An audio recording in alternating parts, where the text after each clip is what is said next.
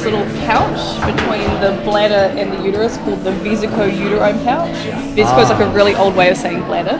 I have some really big classes, so I might have 100 students in a lab class, and it can be really overwhelming over a 2 or 3 hour lab class to create those connections with the students. So I think going around to each student, checking on them regularly throughout the lab is important, but also starting to learn something about them. And it starts with their names, but then also little bits about them personally. Beyond that, it's also getting to know what works for them as a student. When I talk to them, I work them through difficult topics. I start to see patterns in how they think about things, and if I remember that and I bring that back to future interactions with them, I think that helps create a bit more of a connection.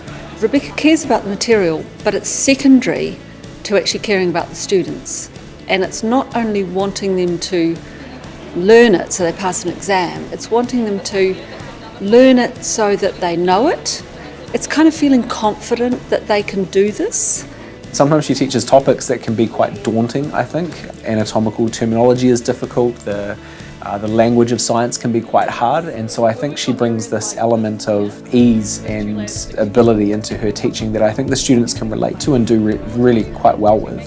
She takes these intricate and very complex anatomy concepts, and then she breaks them down to the basics, and then she builds them up and molds them into these refined concepts that are easily understood by all of our students. You know, she's just got that mix of research skills and passion for teaching. Like this? Yeah? Thank you, Dr. Bird, that was outstanding. Thanks, Jeremy. Wonderful teaching. To the faculty, I think Rebecca has brought in an element of student support that I think is almost unprecedented, particularly her support for Māori students through the tutorials that she offers. Nervous tissue, connective and muscle. Yay! Okay. So I have more than 100 students that I'll see in those sessions, and I'll give them homework and they email me, and we do a lot of back and forth where I'm teaching them to learn from their mistakes. So I work really hard to help those students that then can move on to some really wonderful things.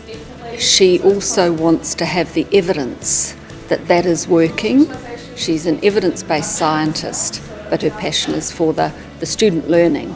I genuinely care about all of my students. I want them all to do well, and I think that comes across. That's definitely something students say to me a lot, which makes me really happy because that's what I aim for.